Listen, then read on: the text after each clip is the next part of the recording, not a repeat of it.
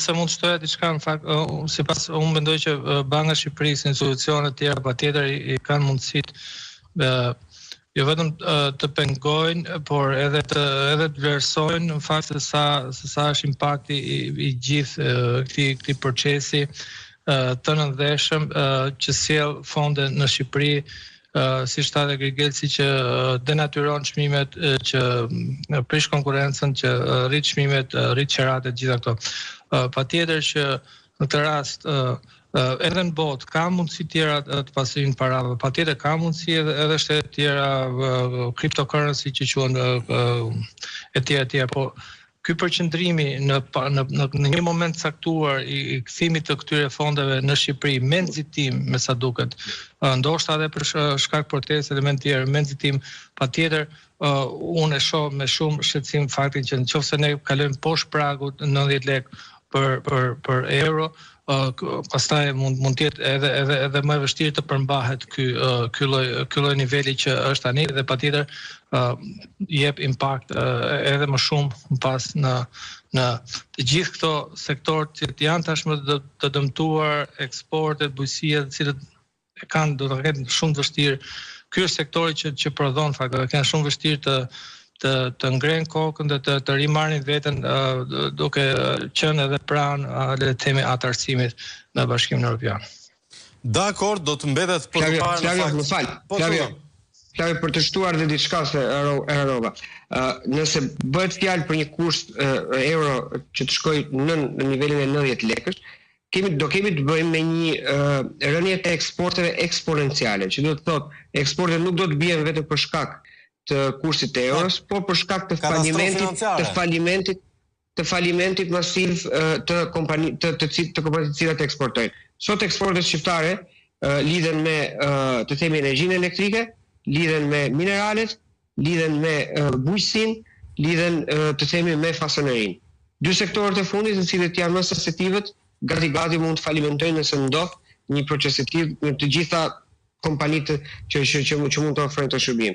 E njëjta gjë do ndodhe edhe me dy të themi eksportet kryesore të Shqipërisë, pasi edhe energjia elektrike dhe minerale lidhen drejt për drejt me çmimin që është përcaktuar në bursë, i cili nuk është në valutën shqiptare.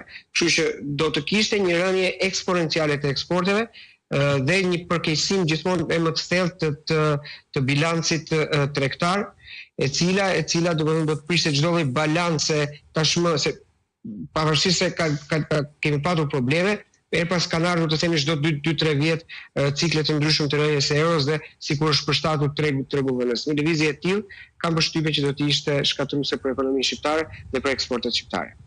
Rumbullaku, a është kjo arsyeja pse këta nuk e formalizojnë bursën?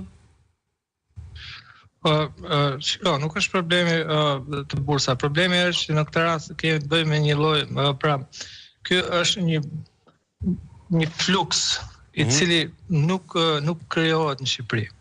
Ky është një fluks ilegal i cili lidh ekonominë, ndoshta ekonominë sa mund të themi, Amerikën Latine me Europën, por ky është një fluks ilegal i cili ka të pamundur të investohet në Europë. Pavarësisht se përdor paratë europiane, po flas në Hollandë, Belgjik apo Francë, nuk është e pamundur që këto flukse të investohen në Europë dhe gjenden mënyrat që këto flukse të vinë në Shqipëri, si nëpërmjet kanaleve bankare, ashtu edhe nëpërmjet pagesa ose parave që lëvizin cash.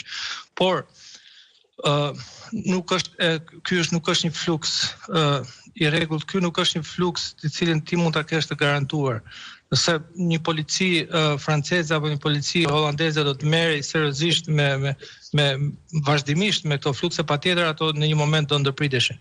Por efektin në Shqipëri do ta kenë afatgjatë, sepse magazinimi këtyre parave në Shqipëri patjetër e dëmton si qytetarin e zakonshëm i cili merr një kredi për 20 vjet apo 20 vjet me këste, duke konkurruar me paranë ilegale që vjen me jashtë. Ashtu edhe me atë që mban paguan faliqaran nëpërmjet punës përditshme ose punës mujore e gjitha këto.